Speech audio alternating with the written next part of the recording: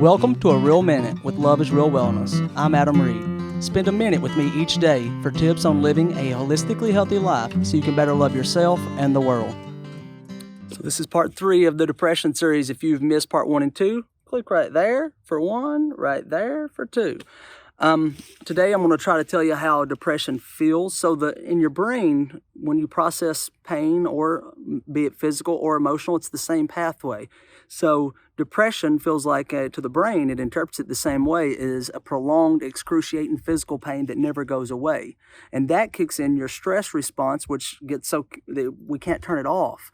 And that in turn hinders the frontal cortex of your brain, which is this part right behind your forehead. That is commonly referred to as like the human part of your brain, where you do like a rational thought and abstract reasoning and goal pursuing and so forth.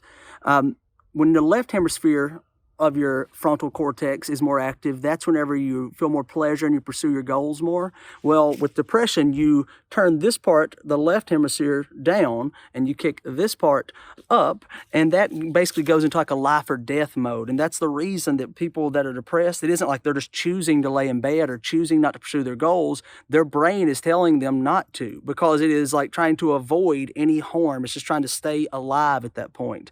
All other things take a back seat. And then also, whenever that keeps going on for so long, the left hemisphere actually starts decreasing in size. It starts shrinking. The rational part of your brain starts going away. So like your ability to make memories and concentration, all that stuff starts getting worse.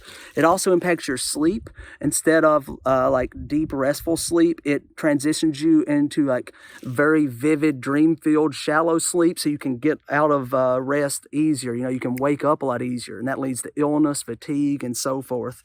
And even this doesn't describe how it feels to like think, well, it's all my fault. If I would just choose to get better, I'd be better. Tune in tomorrow and we'll learn a little bit more about depression. If you're interested in having me walk beside you on your journey to a life of peace and joy, free of shame, visit the Work with Adam tab at loveisrealwellness.com. Follow us on all social media platforms at Love is Real Wellness, except Twitter, where we are Love is Real Well and the number 1. For a deeper look into the lessons for living a life of love, check out my first book, Love is Real, on Amazon starting New Year's Day. The theme song for A Real Minute is written and performed by Drew Couch. For a download of the song Love is Real by Josh Gambrell and Drew Couch, check out our webpage.